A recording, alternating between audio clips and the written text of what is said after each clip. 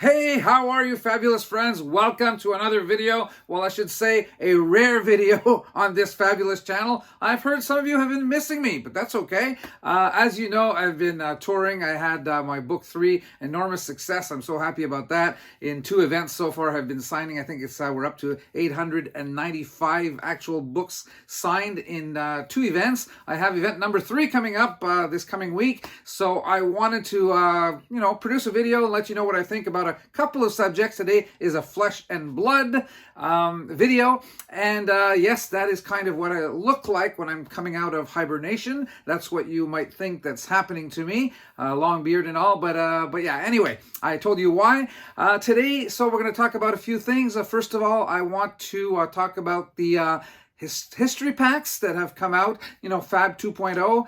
I've done a video a little bit 3 weeks back, I believe, and I told you that one day I would come back and tell you what I think about those history packs, and also what's been going on with Everfest. Will there be an unlimited? Will there not be an unlimited? And so on and so forth. But before I get to that subject, I would just like to, first of all, thank once again Legend Story Studios. Through Chris Bewley, we have been sent, the content creators, some material to help us promote our channels, and that's very much appreciated, so thank you very much. The latest gifts we have received are some new promo cards, this time Herald of Rebirth. Let me show you here in all 3 pitches. So Herald of Rebirth, Fab promo card, I believe 32. It comes in pitch 2 and pitch 3, so cards 32, 33, and 34. And why am I showing you this? It is simply because these are for you guys. I've received quite a bit of copies. So what I'm going to do is that next time we do a either with Uprising, the new set, or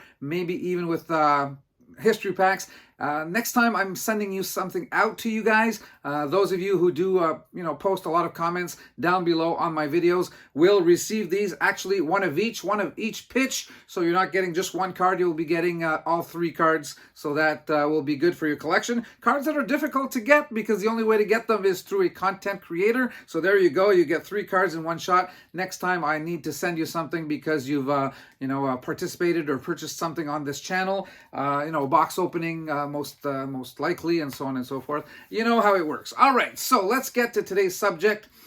You know how I often talk that everything Legend Story Studios has done has been to, in the greatest majority, to my liking. Here we are with something finally that is not to my liking. And let me talk to you a little bit about that, and that's the history packs.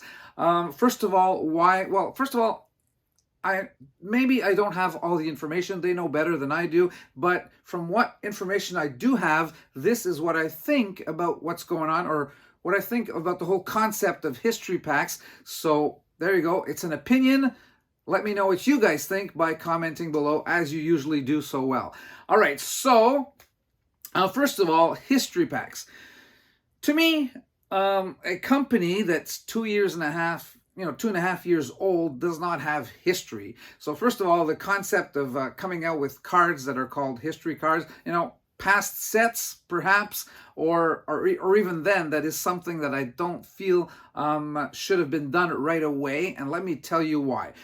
First of all, I realize that Flesh and Blood is a type of game that it is a non-rotational type of game, right? So new players that come in do need the cards right from the beginning. They need the cards of those different heroes. It's not like Magic the Gathering, where we have a rotation continually every 2 years with new cards and so on and so forth. So the non-rotational basis of Flesh and Blood in itself, demands or necessitates that we have cards that are available to all new players. That I can fully understand. But before printing new cards through the history, and to me, how can I say, flooding the market, I would have done something quite different. First of all, there are LGSs out there, local game stores, that carry plenty of the products initially that History Packs 1 is basically replacing, or not replacing, but the cards that are being printed in those. So cards from the first 3 sets, Crucible of War, Arcane Rising, and Welcome to Wraith, obviously, those 3 initial sets of Flesh and Blood. Well, those cards are available in LGSs, and I don't believe that until there would have been a lack of those cards availability I'm talking about, then those weren't necessarily required in the form of the history packs. And not only that, let me get to the investment part in a second here, but even then, even if LGSs didn't have them readily available, there is the secondary market out there that has them readily available, these cards. So I want them to be in the hands of players, and I want a certain rarity to them before we actually are flooding the market with more cards and more cards. Yeah. So getting to the investment aspect of it. So it's fine if you're a player, you're getting cards for cheap, we're not going to talk about the player aspect. I'm going to talk about the collector and investor aspect, because as a collector, you do like, I mean, a lot of you guys are probably like me in this regard, you do like that there is a certain rarity to the cards and that cards will appreciate in value, right? When you are buying something, a booster box, you are buying it in the hope, if you're a collector and an investor now, I'm not talking about the player aspect, you're buying it in the with the hope that you will not at least lose any value with your investment, right?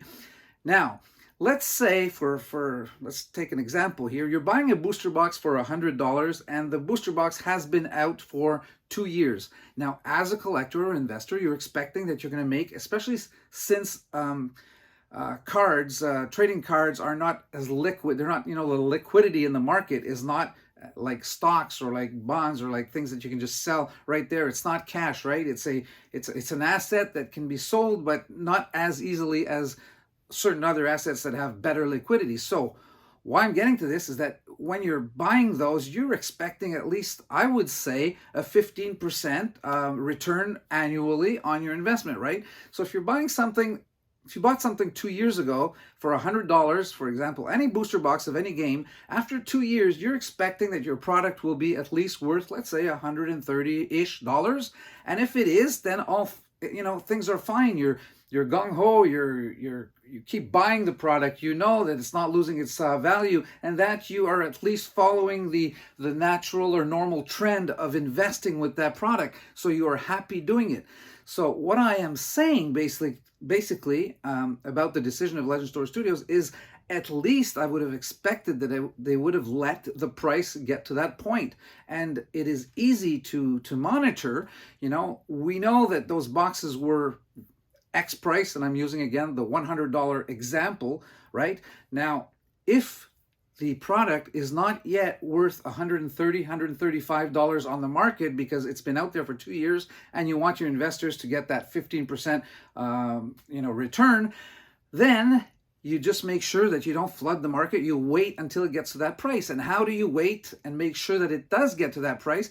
Well, you let the LGSs sell what they have, and once they don't have any more cards, you let the secondary market operate until there comes a point where the demand for the boxes is for the booster boxes is such that the price is about where you think they should be worth after a few years. And then when that happens, the contrary is true also. If there's a spark in the prices and things all go up in flames, then all the better a reason to come out with cards that, for example, like they did in the history packs, and we need more cards for new players that are coming in. So I think that is that should have happened. That's the way it should have gone. And in the future, and what happens is that if it had been that way, what you do is that you keep your players, you keep your collectors, you keep your investors. By having, I might be missing something here, but by going that way and making sure that there are maybe, not enough cards, but too many cards on the market, now you're discouraging people from buying product knowing that it might not retain its value. And even if it does, you're not getting, a return on investment that is satisfactory to these people that are getting involved. And I'm a pretty good example of that, because I don't sell anything. I buy stuff. As you can see, I've got a lot of stuff, a lot of product, but I just keep it. I like collecting, and I just like to know, though, that it doesn't go down in value. And if it doesn't, that's when I keep, piling on stuff and buying product and so on and so forth. So for the company, if I'm Legend Story Studios, I really like the idea that I've got all three aspects of the market. I've got the players that want to play the game. I've got the collectors that can see that, you know, there's value in buying the product. And I've got the investors that know that there's an appreciation over time. So I think that as a company, that's what I would want. And I think that is perhaps a mistake and like I said at the beginning, I realize that it's a Flesh and Blood is a non-rotation type of product. You need the cards out there for new people that come in, because the cards right from the beginning are still needed. I realize all that, but there is a way of monitoring, measuring what's out there, and by the supply and the demand, by what the prices are out there, and having a certain control. And that's maybe what I think, you know how I do a bulletin, a report card on Legend Story Studios, what their performance since the beginning.